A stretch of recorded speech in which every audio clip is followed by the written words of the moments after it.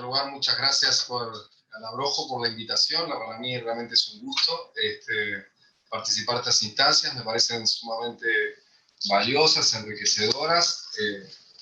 Y también con las preguntas y demás, uno también aprende mucho. Así que agradecer mucho las preguntas que hicieron llegar y muy especialmente agradecerles que estén ahora acá en línea, digamos. Yo estuve revisando las preguntas y si les parece voy a tratar de dar una respuesta tratando de englobar las distintas preguntas que son muy variadas y que hay mucha diversidad en las preguntas. Las he intentado ordenar como para poder dar respuesta por lo menos en buena parte de las preguntas, pero luego si les parece, por el chat o de la forma que ustedes quieran, las cuestiones más concretas me las hacen saber y les respondo más directamente sobre eso. Así que primero hago una cuestión general tratando de dar respuesta a la mayor parte de las preguntas que ahí aparecen. Como les decía, las he intentado agrupar y luego sí ya todas las que quieran, más específicas y y las que pueda responder bien y las que no pueda, pues nada, les diré que no puedo responderlas porque hay cosas que uno sabe, otras que no, y otras que todavía hay que saber aprendiendo más, porque hay cosas que todavía hay que estudiar más y aprender más para saber cómo se pueden ir haciendo, ¿sí? Así que si les parece, hago eso, hago una primera cuestión de respuesta, tratando de abarcar lo más posible varias de las respuestas. Algunas están dentro de la misma línea, otras tienen ya sus particularidades y su diversidad, ¿sí? Entonces, en primer lugar, a mí me parece importante que capaz que esto también ayuda a entender, decir, cuando hablamos en el caso de una dificultad específica de aprendizaje en lectura, como es la dislexia, estamos hablando de una dificultad precisamente específica en lectura. Por lo tanto, la dificultad va a estar en vinculación, en relación a lo que es la lectura. Por lo tanto, por eso yo en la misma presentación primero explico un poco qué significa leer y qué se pone en juego al leer, porque es la mejor forma de entender cuándo es la dificultad.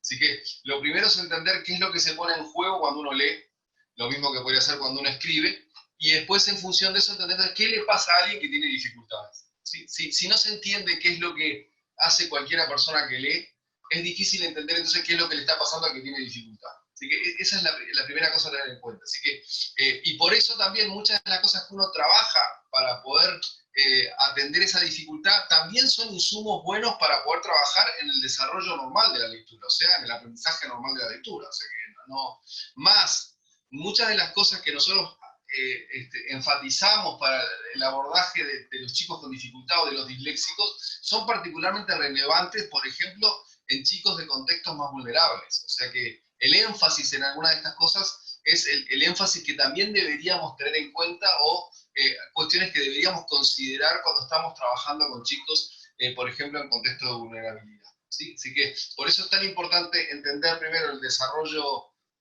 normal de un chico o de una chica cuando está aprendiendo a leer y escribir, para poder entender después la dificultad, ¿sí? Y cuando uno hace eso de mirar el aprendizaje de la lectura en condiciones, digamos, cuando no hay una dificultad, lo primero que hay que tener en cuenta, y después esto lo relaciono con varias preguntas que ustedes hacían, es que el lenguaje escrito, en el caso de la lectura como la escritura, es resultado del desarrollo del lenguaje oral. Así que una primera condición para el desarrollo adecuado del lenguaje escrito, tanto en lectura como en escritura, es haber alcanzado ciertos niveles de desarrollo del lenguaje oral. No hay lenguaje escrito sin lenguaje oral, eso es lo que me quiero referir. Por lo tanto, y hoy sabemos más, sabemos que la calidad del lenguaje oral también hace la calidad del lenguaje escrito. E incluso en los chicos con dificultades, o sea, un chico con dificultades como un disléxico, cuando tiene un buen manejo del lenguaje oral, está en mucho mejores condiciones de poder superar, digamos, las dificultades que le genera su dislexia. O sea que cuando nosotros tenemos un buen manejo del lenguaje oral, tenemos un mejor pronóstico, digamos, si tenemos una dificultad específica como la dislexia. Así que siempre garantizar tempranamente el desarrollo del lenguaje oral es la mejor forma de iniciar el lenguaje escrito, porque el lenguaje escrito se va a apoyar en el lenguaje oral, ¿sí? ¿En qué cosas del lenguaje oral se va a apoyar? Fundamentalmente se va a apoyar, por un lado, en el vocabulario. Cuanto mejor vocabulario tenemos, mejor capacidad tenemos de darle significado a las palabras, tanto que nos digan como las que leemos. Así que El ganar vocabulario es ganar en comprensión, en futura comprensión lectora, porque cuando leemos tenemos que darle significado a lo que estamos leyendo. ¿Sí? Cuando más vocabulario tenemos, mejores condiciones tenemos para comprender lo que estamos leyendo. Por otro lado, lo que tenemos que entender también es la estructura del lenguaje oral. ¿Sí? Todo lo que hace a la gramática del lenguaje oral, que va a estar dando después sustento a lo que es la gramática del lenguaje escrito. ¿Sí? O sea que la gramática del lenguaje escrito de algún modo se traduce a partir de lo que es la gramática del lenguaje oral. Y por otro lado, también todo lo que tiene que ver con la capacidad de simbolizar que tiene el lenguaje oral, y sobre todo lo que llamamos razonamiento verbal, que nos permite la capacidad inferencial, o sea, obtener información a veces no explícita, que luego utilizamos mucho en la comprensión lectora. Hay muchas cosas que nosotros comprendemos de un texto que no es información explícita, sino que es información que inferimos del texto. ¿Sí? Entonces, cuando hablamos del lenguaje oral, hablamos de manejo del vocabulario, manejo de la gramática, manejo del razonamiento verbal. ¿Sí? Y después hay aspectos vinculados al lenguaje que hacen, digamos, más a la forma, como es el tema de la pronunciación y demás. Cuando el problema a nivel del lenguaje oral es a nivel de la pronunciación, como son el caso de las dislalias, que alguien me preguntaba, o sea que el chico no es capaz de articular adecuadamente los sonidos del habla cuando habla, eso tiene un efecto social de comunicación, pero no tiene un efecto en la estructuración del lenguaje, y por lo tanto no afecta el desarrollo del lenguaje escrito. ¿Sí? Lo va a afectar cuando lee en voz alta y probablemente haga los mismos errores de pronunciación que cuando habla, digamos. Pero no hay una razón que afecte, digamos, ¿se entiende eso? Sí, o sea, cuando el problema es puramente articulatorio, ¿sí? No es un problema. El problema articulatorio se puede dar a una dificultad en la propia articulación, que el niño no aprendió a articular adecuadamente los sonidos, que son las dislalias. Puede darse por una afectación en el aparato fonoarticulatorio, ¿sí? O sea que tiene, yo que sé, el paladar hundido, labio leporino, etcétera, que también le afecta, digamos, la pronunciación. En ese caso hablamos de diglosias. O puede ser que haya una lesión en el área motora que no le permita articular adecuadamente las palabras, y en ese caso estamos hablando de disartria, que por ejemplo es común en los chicos con parálisis cerebral. ¿Sí? Pero en cualquier caso, ese es como el problema menor en lo que hace a la estructuración misma del lenguaje. Por lo tanto, no tiene por qué afectar el lenguaje escrito. ¿Sí? Digo, porque alguna pregunta teníamos en eso. ¿Sí? Lo que sí afecta al lenguaje escrito es cuando hay un compromiso en el desarrollo, digamos, más de carácter semántico del lenguaje, o sea, en la comprensión del lenguaje como en la producción del lenguaje. ¿Sí? Que tiene que ver con esto del vocabulario, la gramática y la capacidad diferencial. ¿Sí? Por ejemplo, en los chicos con trastorno de espectro autista se ve bastante afectado esto del razonamiento verbal, o sea, toda la parte más inferencial. Entonces, eso sí va a afectar la comprensión de textos, sobre todo cuando tienen que leer textos y sacar información que no es explícita o literal del texto. Por eso los chicos con TEA, habitualmente, cuando lo literal del texto lo toman y lo reproducen, pero cuando tienen que obtener información que no es explícita, o yo que sé, una metáfora, etcétera, tienen mucha dificultad para comprender ese significado. ¿Se entiende esto? Sí. Así que esa es la primera cuestión. Así que el dominio del lenguaje oral se vuelve central para el desarrollo del lenguaje escrito, y por lo tanto, a niveles iniciales, todo lo que signifique promover el lenguaje oral es ya empezar a promover el lenguaje escrito. Por eso, cuando a niveles iniciales hay mucha preocupación por iniciarse por el lenguaje escrito, yo digo, asegurémonos primero bien un buen lenguaje oral, porque en eso ya vamos a estar en mejores condiciones para el lenguaje escrito. Y eso es particularmente relevante en contextos más vulnerables, donde hay deficiencias muchas veces en los contextos familiares y demás, o de estimulación del lenguaje oral. ¿Sí? El lenguaje oral resulta de la interacción lingüística, así que la mejor forma de incidir sobre el lenguaje oral es interactuando lingüísticamente. ¿Sí? Si eso no se da en el contexto familiar, bueno, en el contexto escolar y demás tenemos que tratar de promover y generar instancias de interacción lingüística que amplíen el vocabulario, ¿verdad? Y el desarrollo lingüístico de esos niños. Muchas veces con el argumento de tener una enseñanza contextualizada nos terminamos restringiendo a un lenguaje limitado que tienen los niños, cuando lo que tenemos que lograr es justamente promover el desarrollo lingüístico. Así que lo que tenemos que tratar de hacer justamente es incentivar con palabras nuevas, con cuestiones nuevas que permitan un enriquecimiento del lenguaje. ¿Sí? Y promoviendo la interacción. Y la interacción real. Piensen ustedes que hay estudios que demuestran claramente que si ustedes ponen a un niño frente a una televisión todo el día, no aprende el lenguaje. Por más que esté escuchando hablar en una televisión, o sea que lo aprende cuando se interactúa con el niño. O sea que con ponerlo frente a una tele y que escuche lo que dice la tele, no va a adquirir necesariamente el lenguaje o lo va a adquirir con bastantes limitaciones. Así que en edades tempranas. Así que la mejor garantía del desarrollo lingüístico es interactuar desde el punto de vista lingüístico. Así que eso de que lo pongo frente a la tele y con eso va a aprender el lenguaje no es cierto. O no es tan cierto. ¿Sí? ¿Estamos de acuerdo? Así que la primera cosa es eso. Y por eso les digo, los problemas a nivel del lenguaje en la lectura los vamos a tener si está afectado el lenguaje oral en lo que tiene que ver con la comprensión y la producción. Cuando es un aspecto simplemente de pronunciación, como son las dislalias y demás, el efecto es menor y sobre el efecto menor desde el punto de vista del desarrollo del lenguaje. Lo es, puede ser mayor desde el punto de vista social, ¿no? Los chicos y genere una cuestión de dificultad o a veces le termina afectando por eso mismo, más bien la socialización, digamos, ¿no?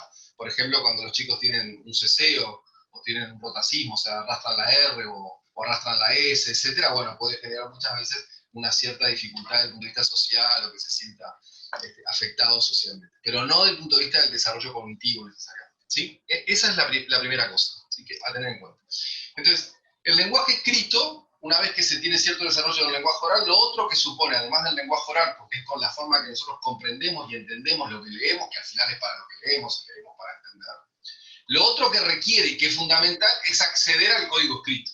Por eso decimos que la lectura tiene como dos grandes componentes. Uno que es la comprensión, que hace, digamos, a darle significado a lo que estamos leyendo, una palabra, una oración o un texto, y otra cosa que es el acceso al código escrito, ¿sí? Que esa es la capacidad que yo tengo de transformar signos gráficos en sonido y ensamblarlo, para poder yo leer una palabra. Como les ponía en el video, por ejemplo, para leer la palabra mesa.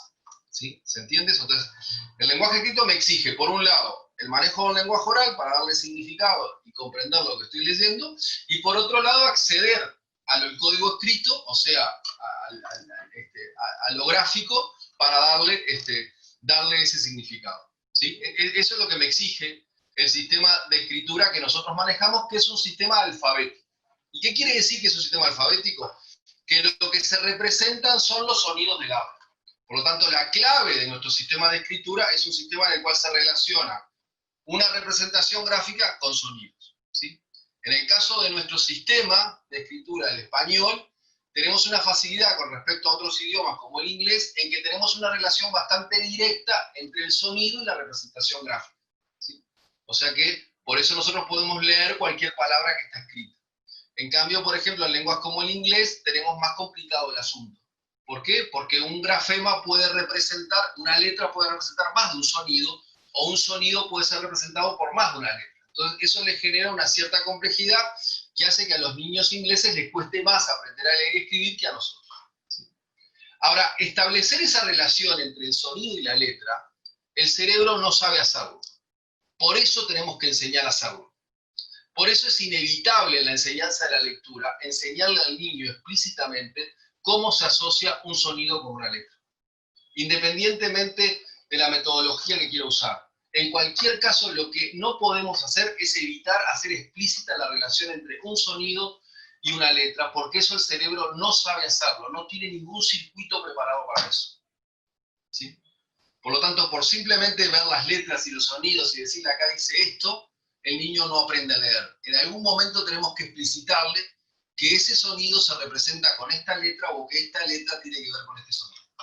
¿Se entiende? Por eso requiere una enseñanza explícita. Por una razón sencilla, que fue lo que le pasó a los métodos globales que no lo sabían hasta ese momento. Y es que el cerebro no sabe hacer eso. No tenemos ningún circuito neuronal preparado para eso, ¿sí? Y eso es uno de los aportes grandes que ha hecho la neurociencia. De hecho, señores, el cerebro no tiene la menor idea cómo leer y escribir. Por lo tanto, lo que tenemos que hacer es generarle circuitos para que pueda hacer eso, ¿sí? Tenemos el potencial de desarrollarlo, pero si nos enseñan en forma de hacerlo, no porque por la simple interacción el cerebro lo haga, ¿sí? Por eso siempre digo que a pesar de que hoy en día no hay quien no interactúe con el lenguaje escrito, igual tenemos 800 millones de analfabetos. Si por la simple interacción con el lenguaje escrito las personas aprendieran a leer y escribir, no habrían alfabetos. Tenemos 800 millones. O sea que dependemos de la enseñanza explícita. ¿Qué es lo que nos tienen que enseñar explícitamente? A relacionar el sonido con la letra. ¿Estamos de acuerdo? ¿Sí? ¿Sí? Venimos bien, ¿sí? Ahora bien, ¿qué es lo que requiere hacer esa asociación? Requiere, por un lado, conocer las letras y, por otro lado, conocer los sonidos. Bueno, esa capacidad de conocer los sonidos, que el niño, cuando va a empezar a leer, tiene que asociar, es lo que se conoce como conciencia fonológica.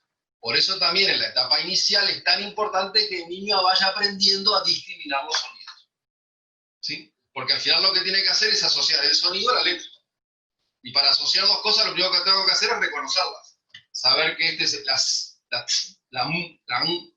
¿Se entiende? Entonces, por eso lo puedo asociar.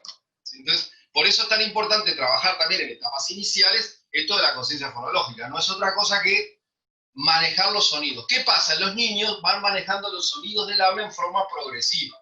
Primero identifican el sonido de la palabra. A los 3 años, por ahí, son capaces de discriminar las distintas palabras y la diferencia de sonido de las palabras. Luego son capaces de discriminar la diferencia de las unidades que forman la palabra como las sílabas.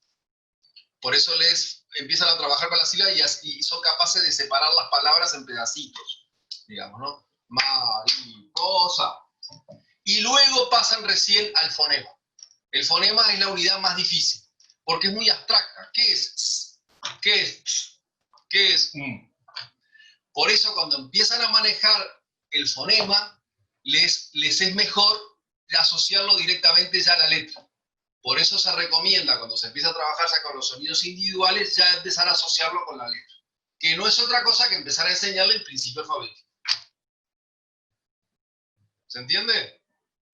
Por eso ustedes verán que los niños cuando empiezan dicen, ¿la mu de qué? De mamá. La pu de papá. O sea, de algún modo le dan un sentido o un significado a ese sonido. ¿No? ¿Estamos de acuerdo? ¿Sí? Una vez que se inician en el principio alfabético, ya lo que conviene trabajar no es la conciencia fonológica aislada, no es los sonidos aislados, sino que lo que conviene trabajar es directamente sobre el principio alfabético y sobre todo la lectura de palabras y la lectura de oraciones y la lectura de texto. ¿Sí? O sea que ya cuando maneja el principio alfabético, lo que conviene es intervenir sobre la palabra, no sobre el sonido. Porque cuando trabajamos la palabra también mejoran los sonidos. Les voy a poner un ejemplo. Si yo le digo a alguno de ustedes, a ver, no le voy a poner el compromiso a hacerlo, pero si le digo a alguno de ustedes, a ver, por favor, o piensen en ustedes, a ver, yo les digo a ustedes, deletréense para ustedes la palabra Ucrania. Para ustedes. ¿Qué es lo que hicieron para deletrearse Ucrania? A ver si alguien se anima a contestarme. ¿Qué es lo que hizo para deletrearse a sí misma Ucrania? ¿Cómo hizo? ¿Cómo hizo para decir U-R-A-I-A? ¿Cómo hizo? Pensar la palabra. Pensar primero en la palabra. La palabra escrita en la mente, ¿o no? Exacto. ¿No fue lo que hicieron? ¿Por qué Sí. pudieron hacer eso? Porque ya manejan el código escrito. Entonces, cuando ustedes están manejando el código escrito, también están manejando los sonidos. Y por eso la conciencia fonológica, cuando se inicia el principio alfabético, ya se trabaja con el principio alfabético, no en forma aislada. ¿Se entiende esto? ¿Sí? ¿Vamos bien? ¿Qué ocurre con los disléxicos? Los disléxicos tienen el problema ahí, cuando intentan asociar los sonidos con las letras. Ahí tienen una dificultad. Ese es el déficit que tienen.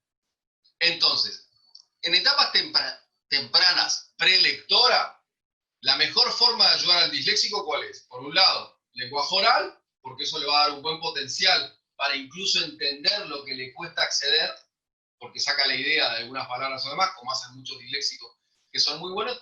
Y por otro lado, trabajar la fonología para tratar de disminuir tempranamente, digamos, ese déficit que tiene desde el punto de vista fonológico. ¿Sí? Que se muestra, por ejemplo, en la dificultad para manejar las rimas, para aprenderse las canciones, para manejar ciertos sonidos y demás. ¿Sí? Entonces, tempranamente, si uno puede prever que va a haber problema, insistir mucho en ese trabajo, como hacen, por ejemplo, los finlandeses, que hacen evaluaciones a los 4 años de metafonología y hacen una intervención temprana en metafonología en niños de 4 y 5 años. ¿Sí? Ahora, cuando ya el niño está más avanzado, que ya aunque es disléxico, aprendió el principio alfabético y la lectura de palabras, la intervención no hay que hacerla sobre la conciencia fonológica. Tenemos que hacerla directamente sobre el lenguaje escrito. Entonces, la práctica es la lectura de palabras, la escritura de palabras, la lectura de oraciones, la escritura de oraciones, y después será la lectura de texto y escritura de texto. ¿Se entiende? Entonces, Entonces no trabajamos la conciencia fonológica a los 7 años, a los 8 años, a los 9 años, salvo que no haya tenido enseñanza de la lectura, pero si no, no hay que trabajar a los 8 o 9 años. No, lo que hay que trabajar es directamente sobre el lenguaje escrito. Que si mejora el lenguaje escrito, también va a mejorar en conciencia fonológica. Porque en definitiva, al mejorar el manejo del lenguaje escrito, también va a mejorar la discriminación que hace de los sonidos.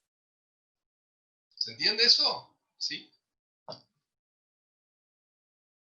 Con esta idea de que cuando nosotros tenemos que deletrear una palabra, nos representamos la palabra mentalmente, es por eso que en los Estados Unidos hacen tanto énfasis en el deletreo y hacen las famosas competencias que ustedes habrán escuchado una vez, que es en Estados Unidos sobre el deletreo y demás, porque es una forma de fortalecer esa relación entre los grafemas y los fonemas.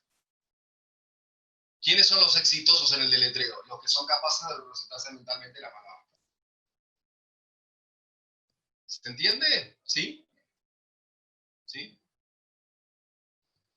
Entonces, ¿dónde enfatizamos cuando tenemos una dificultad, como el caso de los disléxicos, que es un déficit fonológico? Justamente cuando ya en etapas prelectoras trabajamos con conciencia fonológica y vocabulario. Cuando ya se inició en el lenguaje escrito, cuando ya maneja el principio alfabético y todo, ahí nos metemos directamente a trabajar sobre la palabra y en forma aislada y en el texto o en oraciones. ¿Sí? Yo siempre prefiero hacer el trabajo desde el texto a la oración a la palabra. ¿Por qué? Porque es una forma de que nunca pierda el significado de aquello que está leyendo, que le da valor motivacional, ¿no? Leer una palabra aislada. En cambio, si yo la palabra la saco de un texto, ya tiene el contexto del texto, digamos. ¿Sí? ¿Estamos de acuerdo? ¿Sí? Por eso la sugerencia siempre que hacemos es empezar con un texto, aunque sea corto, ver qué palabras tienen más dificultades, sacar esas palabras y a partir de esas palabras sí trabajar la palabra. ¿Sí? ¿Estamos de acuerdo? ¿Sí?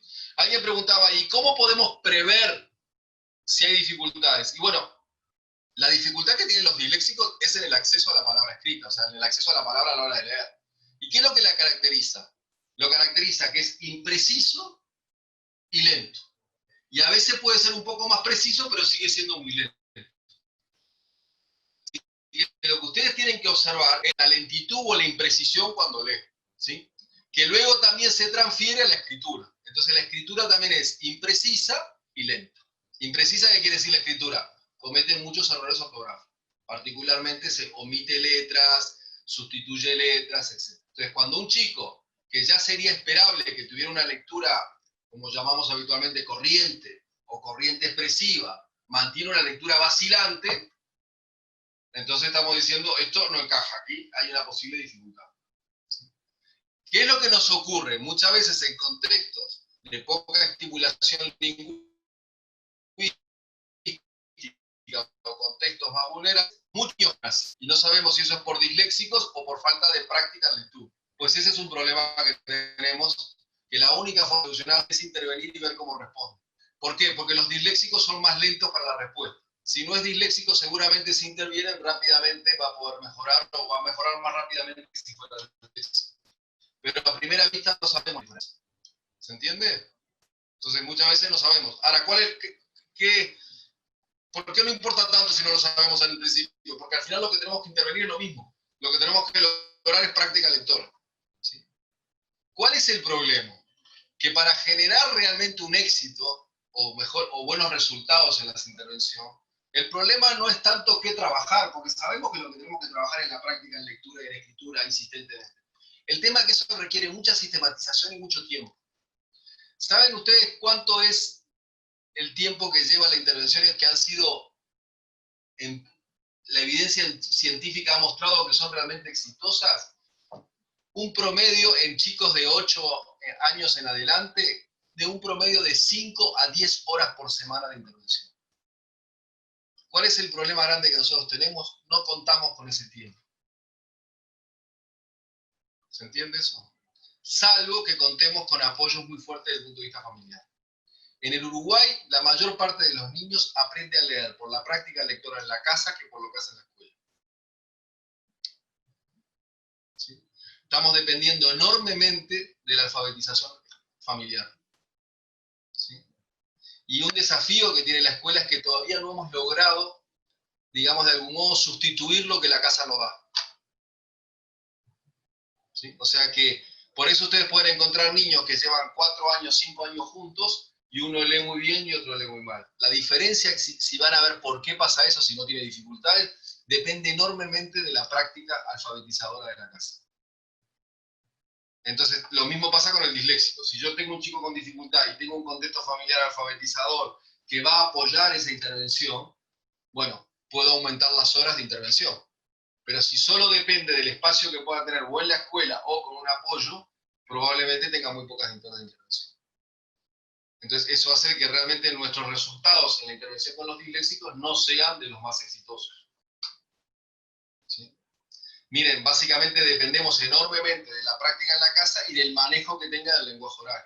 Pero ¿qué pasa? Que en general los chicos con buen manejo del lenguaje oral también tienen contextos alfabetizadores grandes en la familia. Es como decir, eso tienen todo. En cambio, los que tienen bajo nivel de lenguaje oral también tienen en general pocos contextos alfabetizadores. Por eso la brecha es mucho mayor. ¿Se entiende eso? ¿Sí? Si las escuelas no generan espacios específicos para eso y dar ese tiempo, es muy difícil poder tener resultados realmente efectivos. ¿Sí? Y por eso es un poco frustrante, porque pasan los años y no logramos avanzar lo que uno quisiera avanzar. ¿Sí? Porque requiere mucho tiempo de intervención. Piensen ustedes lo que les estoy diciendo, a partir de los 8 o 9 años, las intervenciones por lo menos 5 horas por semana, y la mayor parte de las intervenciones más fuertes son hasta 10 horas por semana. Casi sería 1 hora de mañana y 1 hora de tarde, imagínense una intervención así, en lectura. ¿No? Acá no solo se da. ¿Se entiende? Ahora, ¿qué trabajar? Lo que hay que trabajar justamente es la práctica de lectura. Es trabajar con palabras, trabajar con esto. ¿Que hay distintas estrategias? Las hay. Alguien me decía, ¿cómo puedo trabajar en clase? Bueno, por ejemplo, la lectura coral en voz alta de los alumnos, simultáneamente donde hay alumnos buenos y otros no, que le ponen más ritmo a la lectura, es un recurso. El teatro leído, como se suele llamar, es una técnica que se utiliza en muchos países para trabajar a nivel grupal en cuestiones de lectura, el hacer leer y representar y demás, porque además el teatro leído tiene la ventaja de que también exige cierta prosodia, entonces también es una forma de trabajar la parte de expresividad de la lectura en voz alta, ¿no? Y es una forma de introducir la lectura en voz alta sin exponer demasiado a un niño en forma individual. Porque otra de las cosas que hemos perdido mucho ha sido la práctica de lectura en voz alta, que es un gran recurso. Y entonces, como no la hemos trabajado, después cuando lo hacemos leer en voz alta es todo un drama, porque nunca lo hacen, ¿no? Si eso se introdujera muy tempranamente, sería algo más natural, digamos, ¿no?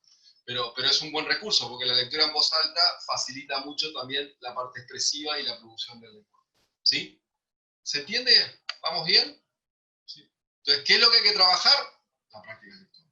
Buen recurso, junto con eso, trabajar la parte de escritura, porque la escritura de las palabras nos facilita ¿qué? Registrar la palabra en la memoria, que luego nos da más velocidad a la hora de tener que leer.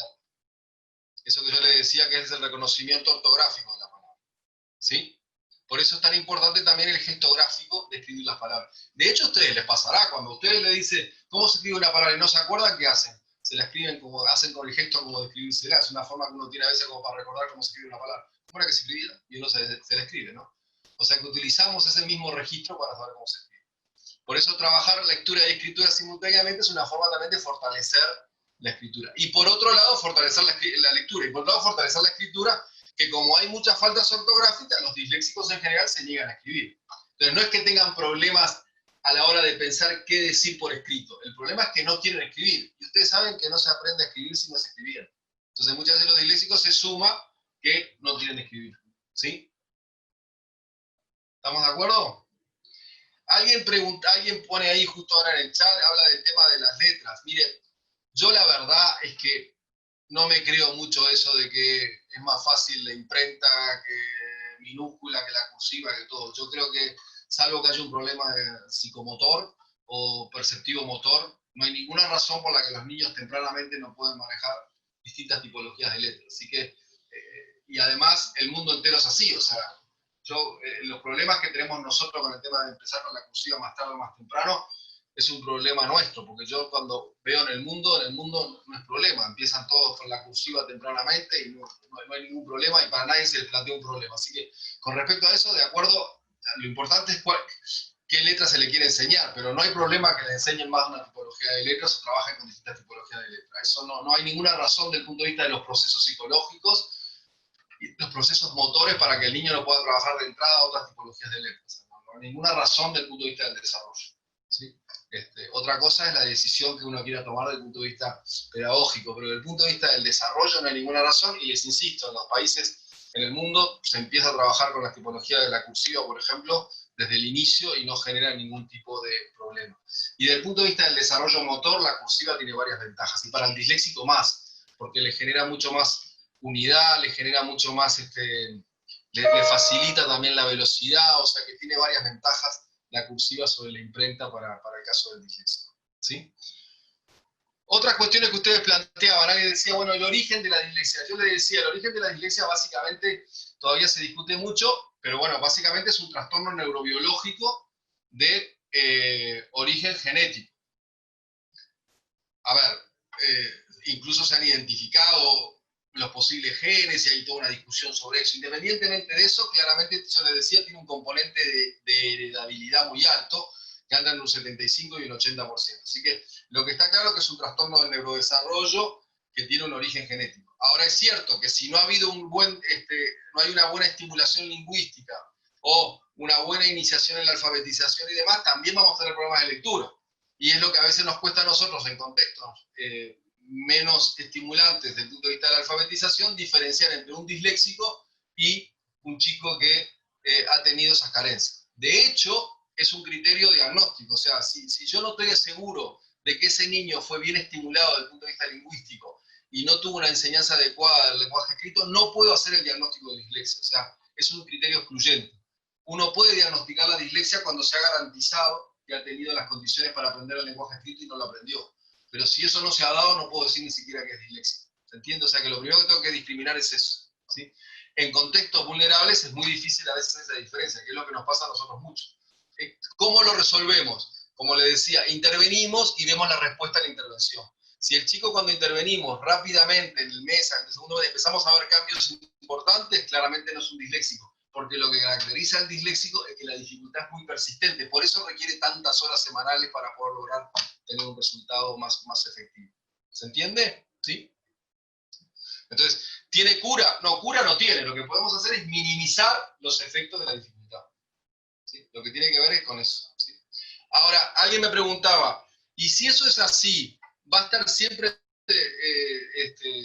poco motivado para leer? Y depende del dominio que pueda tener de la dificultad. Si el chico es capaz de darse cuenta de que puede dominar la dificultad y a su vez ver los beneficios de poder leer y escribir, va a estar muy motivado. Yo conozco una cantidad de disléxicos, bueno, en el laboratorio nuestro tenemos 2 disléxicos que tienen doctorados en sus áreas y son gente académicamente muy destacada. Y son disléxicos. Bueno, para ellos han disfrutado de leer a pesar de, pero siempre lo han hecho con más esfuerzo. Pero sí, si superan eso, el problema es cuando no logran vencer, digamos, ese esfuerzo. Así que esto es lo que... Por eso también, cuanto más temprano se empieza y más apoyo se les da, lo que nos aseguramos es que supere esa parte para darle el valor realmente que tiene el lenguaje escrito para su desarrollo. ¿Sí? Por eso lo importante en esto es no extender las intenciones, sino cuanto antes mejor, porque nos permite, digamos, garantizar que vea el valor y acceda cuanto antes al lenguaje escrito. ¿Sí? ¿Estamos de acuerdo? ¿Sí? Muy bien. Otras preguntas que me parecían a ustedes en el caso de decir intervenir ortografía en los disléxicos, con esto hablando de esto de la intervención, por supuesto que hay que intervenir ortografía y tratar de superar. En general los disléxicos cuando se interviene desde el punto de vista ortográfico, los errores más específicos como cuando juntan palabras, cuando separan palabras, se comen letras y demás, los logran superar bastante bien. Los que siempre les va a complicar más es los que tienen que ver con la ortografía inconsistente, o sea, SC, B corta, B larga, JG, que le complica a todos los chicos, en particularmente los disléxicos lo suelen arrastrar.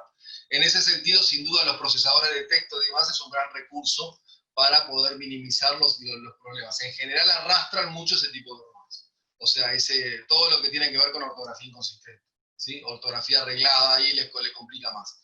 En lo otro no, pero por supuesto que siempre hay que corregir, porque piensen ustedes que el cerebro va guardando las palabras que vemos varias veces, pero las guarda tal cual no las ve. Por eso es tan importante corregir la ortografía desde el principio, porque si no, corremos el riesgo, como pasó también en nuestro país, que al no haberse correcciones tempranas en la ortografía, tenemos generaciones de disortográficos, porque registraron el error ortográfico, y luego como eso se hace automático, cada vez que escriben, arrastran el error. Por eso la corrección tiene que ser inmediata, o sea, cuando hay que enseñarles de entrada cómo se escribe adecuadamente una palabra, porque si no el problema es que el cerebro automatiza el error.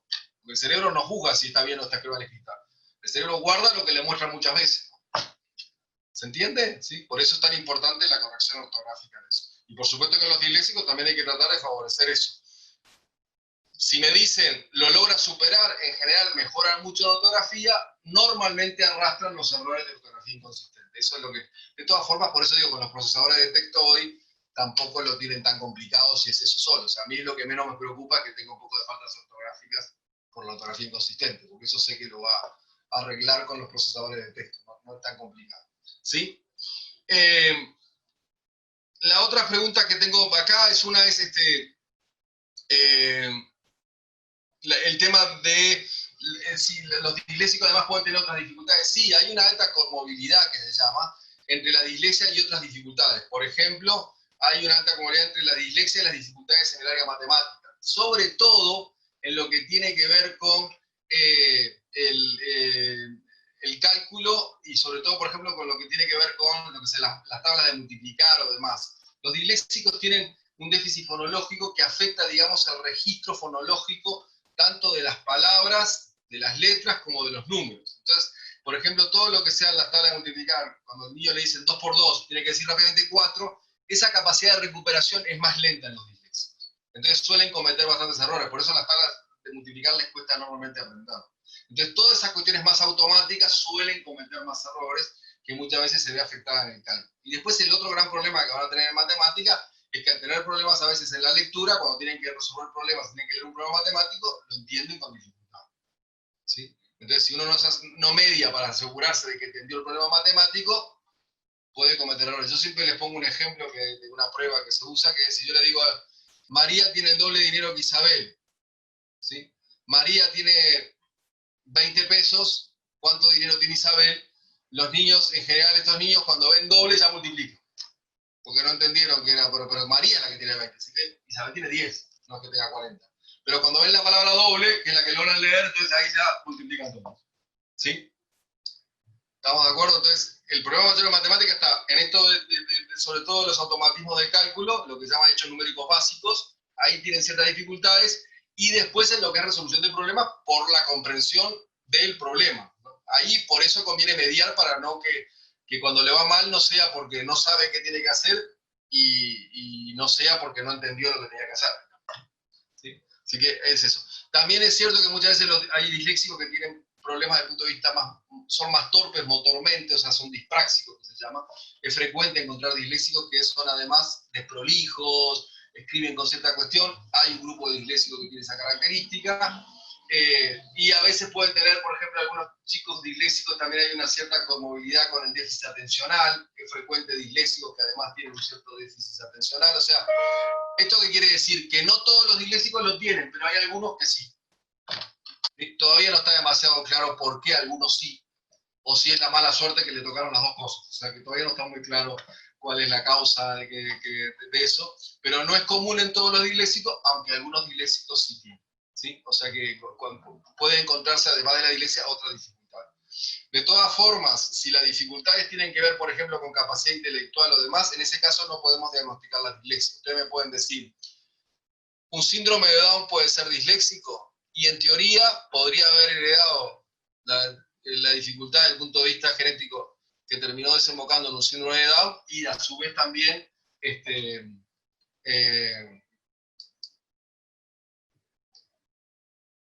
¿se me escucha? ¿Sí? Sí. Y también a su vez podría haber heredado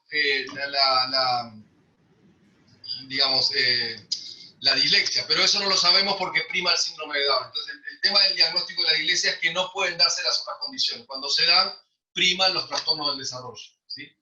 Es como decir, un parálisis cerebral y disléxico prima el parálisis cerebral. Entonces, cuando se hace el diagnóstico, se diagnostica por el parálisis cerebral y no por la dislexia.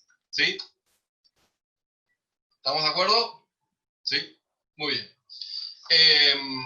¿Alguna otra cosa? Alguien me decía el tema de la lectura y los trastornos específicos del lenguaje. Sí, claro, los chicos con trastornos específicos del lenguaje, por ejemplo, disfasia y afasia, además van a tener dificultades en el lenguaje escrito.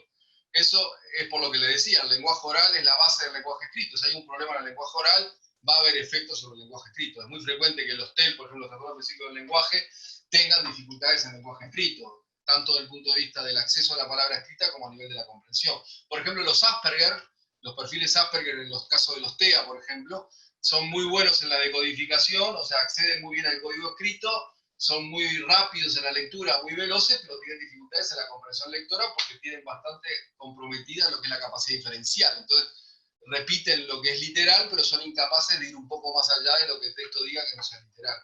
¿Sí? O sea, que en ese sentido también. Y después alguien me preguntaba por la lectura y la sordera. Ha sido un tema altamente estudiado, la lectura y la sordera. Evidentemente, nuestro sistema de escritura requiere el manejo de los sonidos para ser representados gráficamente. Entonces, para manejar un sistema alfabético, si el sordo es un hipoacúsico total, no va a poder acceder al lenguaje escrito. Lo que ocurre es que habitualmente no hay una hipoacusia total. Y hoy en día, con nuestras partes cocleares, se ha visto altamente favorecido. Pero antiguamente, en general, cuando había un mínimo de acceso al sonido, entonces podía manejar el lenguaje escrito. Si fuera total, no hubiera podido acceder al lenguaje escrito. De todas formas, en general, los sordos tienen un lenguaje escrito con dificultad.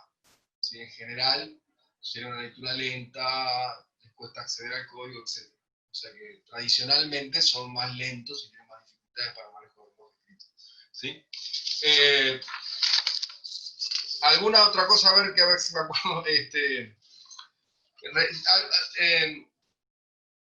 Alguien me decía sobre los procesadores de texto, vuelvo a insistir, los procesadores de texto son un muy buen recurso para poder, por ejemplo, ver los errores en las palabras y demás. O sea, es una buena estrategia a veces valerse de los procesadores de texto. O sea que para los disléxicos ha sido una gran salvación los procesadores de texto. Así que es un buen recurso utilizar con eso. ¿Sí?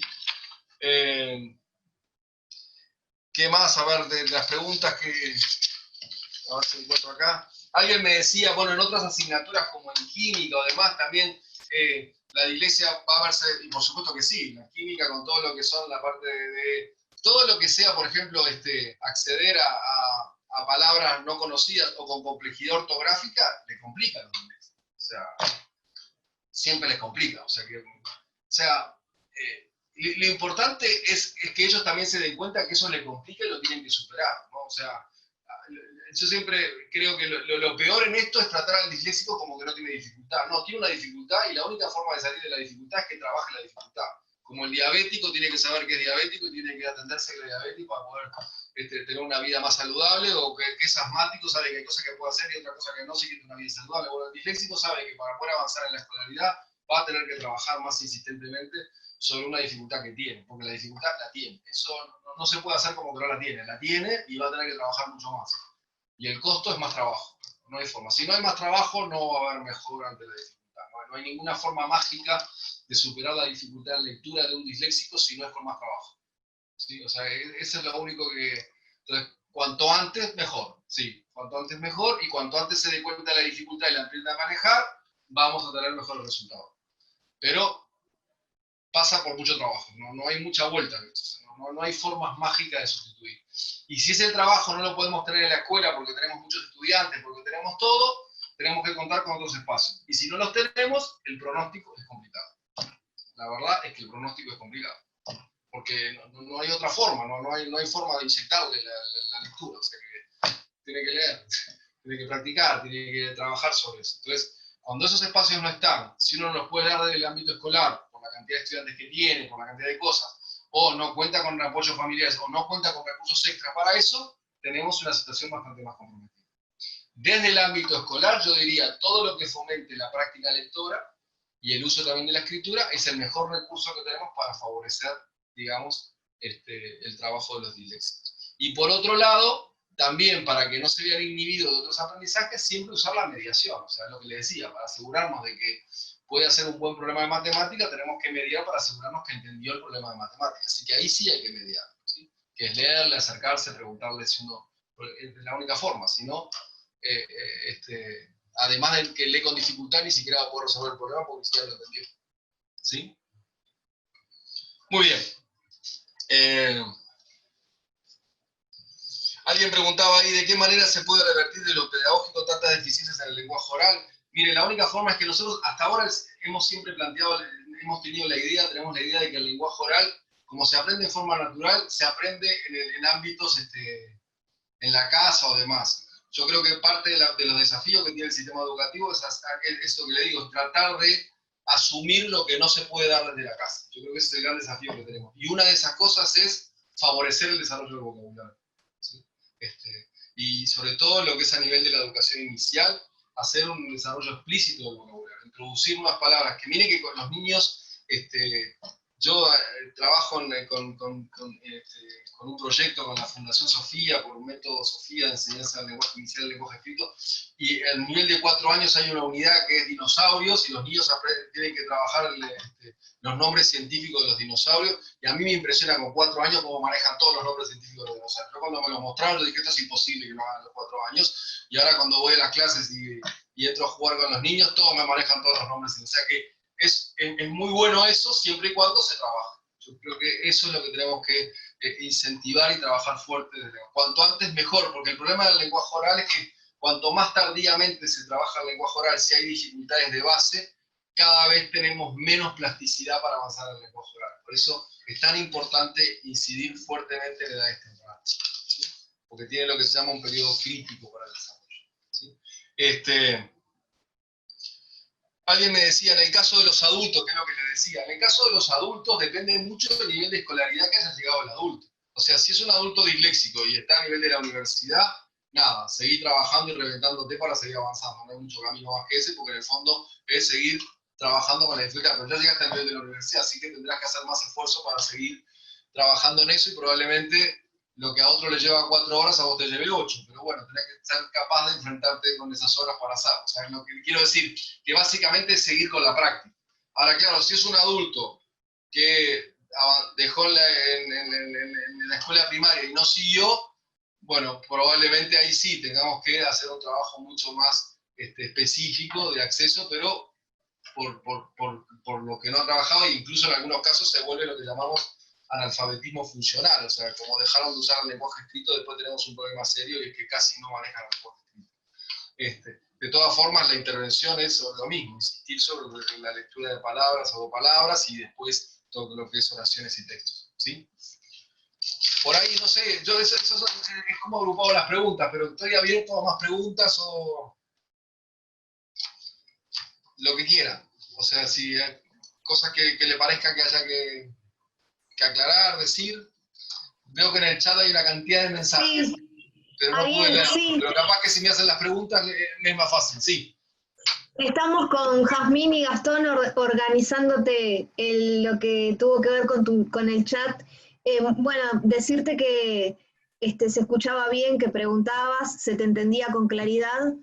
Empiezo yo con una que justo puntualmente me interesa, y es si las artes plásticas considerás que ayudan en el proceso de trabajo con esta temática. Lo preguntaba una persona que está participando. Sí, a ver, sí, a ver, sin duda. A ver, en edades muy iniciales, las artes plásticas pueden jugar un rol importante siempre y cuando trabajen explícitamente aspectos vinculados con el lenguaje escrito. Por ejemplo, todo esto que lo decía, para facilitar que el cerebro discrimine las letras, por ejemplo, que el niño pueda tocar las letras, hacer las letras, manejar con distintos materiales la letra, es una muy buena forma de que el cerebro genere esos circuitos que necesita para el reconocimiento de las letras. Así que, sin duda, que eso es un buen recurso. En edades mayores, siempre y cuando, de algún modo, para el trabajo se haga uso del código, siempre se va a ver facilitado, porque todo lo que sea ingresar al código escrito por distintos lados es una riqueza desde el punto de vista de la enseñanza. Y facilita los aprendizajes. Entonces, como toda la enseñanza multisensorial. Entonces, yo creo que ahí el tema es cómo la pregunta que debería hacerse es cómo desde las artes plásticas puedo favorecer el aprendizaje del lenguaje escrito. Ese es el gran desafío de quienes trabajan en las artes plásticas. Pero sin duda es un gran recurso siempre y cuando de algún modo ponga foco en cómo trabajar el lenguaje escrito, ¿no? O sea yo qué sé, que tenga que escribir en distintas texturas, que tenga que hacer cosas, bueno, es una forma de trabajar el lenguaje escrito. Lo mencionaba también, sí, en el chat también, en unión a esos, mencionaban sí, escribir en diferentes texturas, sobre tierra, sobre arena. Sí, es una práctica que se hace comúnmente. Sí. Es El interesante. registro motor, el gesto gráfico y el registro motor es un muy buen registro para el registro de las palabras, que después es importante tanto para la ortografía, digamos, como para la recuperación rápida de lo que está leyendo, porque como ustedes veían, nosotros empezamos a aprender a leer aplicando las reglas de transformación grafema-fonema y ensamblando, mesa. Pero luego que leí varias veces mesa, la guardo en mi memoria, en lo que se llama el lexicón ortográfico, y luego cuando veo la palabra la recupero directamente. Como yo le decía, es como en los celulares, después que ya tengo el nombre en los contactos, pongo una primera, segunda letra y ya me aparece el nombre. Eso es lo mismo hace el cerebro. O sea, el cerebro una vez que aprende a leer una palabra, si la ve varias veces, la guarda. Bueno, una forma de facilitar ese guardado es escribiéndola. Y si eso se hace en distintas texturas y demás, lo que hago es reforzar el registro de esa palabra. Así que es un muy buen recurso, tanto para el manejo de la ortografía, como para tener la palabra activada de forma tal que cuando la estoy leyendo y me enfrento, lo haga más rápido. Bien. Perfecto. Otra pregunta, Ariel. Buenas tardes. Sí, sí, hola. Es, en edades más avanzadas se puede trabajar el tema de la conciencia fonológica. Si el cerebro puede crear esas conexiones. Esta pregunta se... En edades más avanzadas, era lo que le decía. En edades más avanzadas, cuando ya se inició el código escrito, no tiene ningún sentido trabajar la conciencia fonológica en sí mismo. Conviene trabajar desde el código escrito y eso va a terminar repercutiendo en la conciencia fonológica.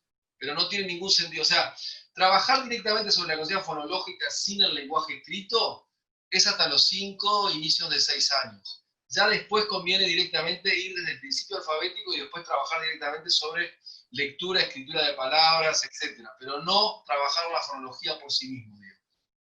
¿Se entiende? Como recurso. ¿Sí? Perfecto. Otra pregunta que están haciendo ahora es si los dictados y las copias son necesarias en un individuo con dislexia. Sí, es un gran recurso para justamente mejorar el tema de la escritura y también lo que les digo, el registro de la palabra. La copia y el dictado lo que hace es que el cerebro vaya haciendo ese registro. Yo les decía, el cerebro no sabe leer ni escribir, por lo tanto tiene que generar circuitos. Para generar esos circuitos, la forma de hacer el circuito es hacer varias veces, es como hacer un surco, ¿no? Hay que ir varias veces para que quede el surco marcado. Entonces, el acceder a la palabra, ver la palabra, escribir la palabra, copiar la palabra y todo es una forma de favorecer el registro de la palabra. De hecho, ahora la reforma enorme que hicieron, que están haciendo en Francia, de la enseñanza del lenguaje escrito, ha introducido las copias y los dictados como obligatorios. Y en la mayor parte de los países que han hecho cambios y reformas desde el punto de vista de la enseñanza del lenguaje escrito, han vuelto a introducir las copias y los dictados como recurso pedagógico. Porque es una cuestión es lo que, a ver, si ustedes cuando, les pongo el ejemplo, cuando ustedes leen trabajo de sus alumnos y está escrita una palabra 3 o 4 veces mal, entran a dudar cómo se escribe la palabra. Porque la vieron 3 o 4 veces mal escrita. Entonces, ¿cómo era con eso o con eso? Bueno, esto es lo mismo. Si ustedes quieren tener una palabra y guardarla y usarla, practíquenla varias veces. El dictado, o sea, todo lo que es la escritura reproductiva, dictado o copia, es una forma de hacer registro. Una cosa es torturarlos con el dictado, otra cosa es hacerlo como una práctica habitual, donde el niño... Y lo más importante en esto es lo sistemático, no es que un día tenga un dictado larguísimo y después pase 20 días sin dictado. A veces son cuestiones más puntuales, pero sí sistemáticas. O sea, la mejor forma de corregir una falta ortográfica es escribiendo varias veces la palabra. No, es la mejor forma. Porque automatiza. Sí. Bien. Acá también en relación a lo mismo que preguntaba, que te decía Jazmín, realizar caligrafías de uno mismo, palabras o frases es un recurso que podemos usar. Sí, claro. Es como una estrategia, digamos. Sí, son estrategias. Bien. Siempre después uno puede decir en qué contexto lo pongo para que sea motivante, entusiasmante, o sea, pero eso es otra cosa. Por eso yo le decía, yo siempre prefiero no empezar con una palabra aislada, sino que prefiero empezar con un texto, contar el cuento, el texto, la historia, no sé qué, decir, bueno, a ver, ¿qué palabras de estas les parecen más difíciles? Esta, bueno, vamos a sacar la parte y después empiezo a jugar con la palabra. Pero siempre dentro del contexto de haber dado un significado a esa palabra en un texto que empezar con la palabra sola. Pero eso es una estrategia didáctica, digamos, ¿no?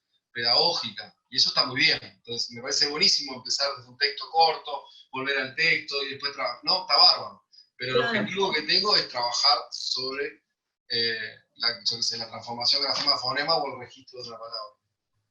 Sí, yo me quedé pensando hoy cuando vos hacías referencia a lo de que hay que corregir cuando hay una falta, digamos, que también pensaba en eso, como que se cambió a no corregir, eso generó un daño y en realidad lo que habría que pensar es como una estrategia de qué forma sensible corregir esa palabra. Por ejemplo, o sea, digo porque estudié magisterio muchos años y trabajé en formación inicial y recuerdo recuerdo esto de como mostrar textos, no es esta cosa del rojo marcando, ¿no? Sino o sea, nosotros tenemos que modificar la idea de que la corrección es un castigo, es un recurso. Exacto. Claro, si lo planteo como un castigo, tengo un problema. Pero no hay que plantear como un castigo, como planteo como una alternativa de mejora, nada más. ¿No? Y que cuando se da es un logro. Entonces, eso es lo que tenemos que hacer. Sí. Pero eso no es un problema de la corrección, es un problema de cómo la manejamos. Pero no de la corrección. Gracias. No. Bueno, a ver. Hay una pregunta también sobre la evaluación. Sí.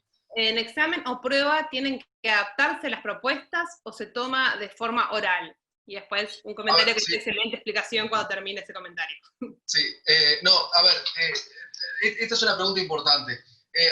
Los disléxicos tienen que aprender las cosas como las tienen que aprender todos los chicos, ¿no? Entonces, pensar que porque es disléxico tiene que aprender menos no es un buen mensaje, ¿no? Yo me imagino que además si avanza en la escolaridad y mañana hace una carrera, a mí me gustaría que si voy al médico me avisen que es disléxico, no, porque si por haber sido disléxico dio menos temas, yo prefiero que no me atienda. O sea, que quiero decir que lo que quiero es que sepa tanto como los otros. Así que ese es así. Lo que sí es verdad es que yo puedo decir, bueno, si a mí me interesa que maneje un tema de historia y sé que tiene más dificultades o requiere más tiempo para escribir estas cuestiones, bueno, puedo valerme de otros recursos a ver si sabe el contenido histórico. Entonces puedo utilizar la oralidad para asegurarme o de algún modo decir, en vez de ponerle las 6 preguntas, le pongo 3 y las otras 3 la oral. Esas son mediaciones que yo tengo, porque sé que es como decir, el disléxico puede aprender inglés, sí, pero si lo va a aprender utilizando el lenguaje escrito, va a tener los mismos problemas que tiene en español. No le enseñen inglés desde el lenguaje escrito porque va a tener los mismos problemas que tiene cuando tener el lenguaje escrito en español. La clave de ahí es fortalecer la oralidad del inglés. O sea, si uno enseña por la oralidad, probablemente vaya a aprender inglés. Si lo querés hacer todo por lenguaje escrito, vas a tener el problema que también tiene en español, que es por lenguaje escrito. Entonces, yo creo que en ese caso es un tema de mediación. Entonces, todo lo demás no es ponerle menos preguntas o pedirle menos que a nosotros, porque eso no es bueno. O sea, tiene que aprender como aprenden los demás. Lo que tengo que utilizar, y eso para mí es el tema de la adaptación curricular, es recursos o mediaciones, como si también es un chico que tiene un problema visual, un problema auditivo, o sea, un problema de comunicación. Como es, también me interesa, bueno, muy bien, bárbaro, pero a lo mejor en vez de hacerle las 6 preguntas que le hago a todos, a lo mejor le hago 3 escritas y 3 orales, o le aseguro, porque quiero que sepa el contenido histórico, ¿no? Y que no sea la limitante a la hora de producirla que me termine afectando esa cuestión. Pero es un tema de mediación. Sí. ¿Alguna otra pregunta?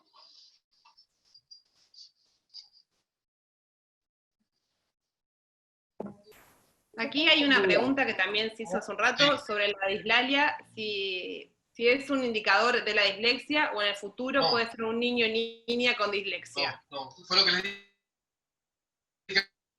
al principio.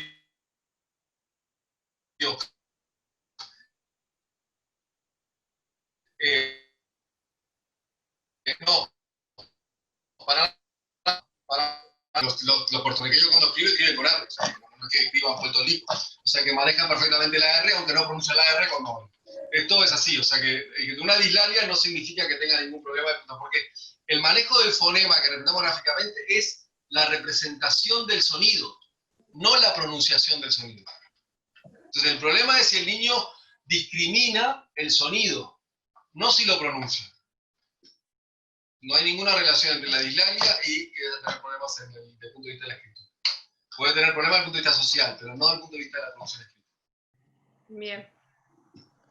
Y creo que es la última, dice, pregunto si los disléxicos tienen dificultad en la adquisición del sentido de los símbolos matemáticos.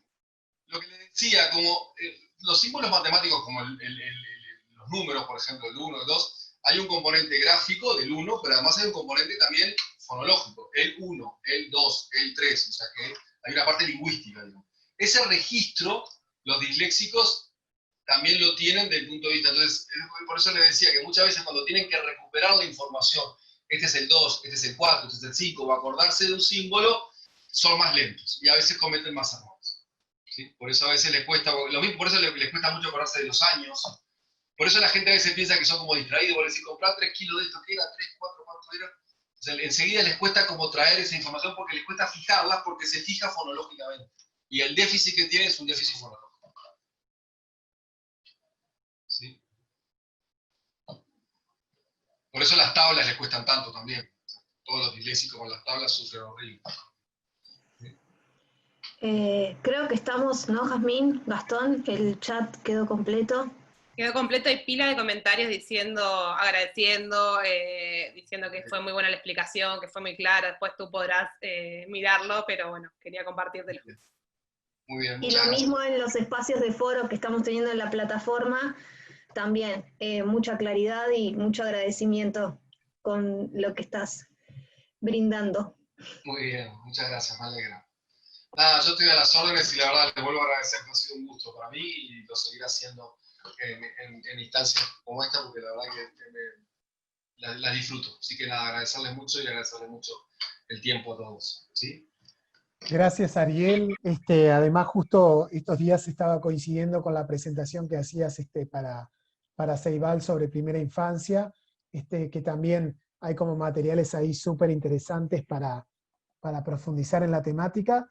Y invitarlos a todas y a todos a continuar con el espacio de formación. Hoy ya quedó disponible el tercer tramo, que justamente se va a enfocar en las adecuaciones curriculares, ¿no? En esto de, bueno, cómo enseñar lo mismo a todos, básicamente, que es lo que planteaba esto de Ariel, ¿no? De que no interesa si es disléxico o la situación que tiene, tenemos que buscar los formatos para, dentro de las posibilidades que nos permite el centro, los horarios, las disposiciones que tenemos, poder generar las mejores condiciones para nuestros estudiantes. Agradecerte especialmente, Ariel, por tu tiempo, agradecerle a todos también por participar en esta instancia. Les avisamos que ya coordinamos la próxima actividad para la semana que viene, va a ser también el viernes, pero lo vamos a hacer un poquito más tarde, a las 18 horas, ¿sí? A las 6 de la tarde, y ahí vamos a estar directamente con Ana Laura Palombo, trabajando justamente sobre las adecuaciones curriculares. ¿Sí? Así que los invitamos a continuar. Estos 3 avisitos que les pasábamos, recuerden hacer posteos en todos los foros para que nos quede el registro allí, y sobre todo que quede marcado su avance en la plataforma, y que en paralelo está disponible la otra parte de la formación, algunos que ya lo hicieron el año pasado, otros que lo hicieron este año, pero aquellos que no, pueden empezar a acceder ahora al sitio de Profuturo, que es otra plataforma paralela, y que es la segunda parte del tramo, y cualquier cosa, nada, cuentan con nosotros por correo, por teléfono, estamos a disposición. Muchas gracias a todos por su tiempo.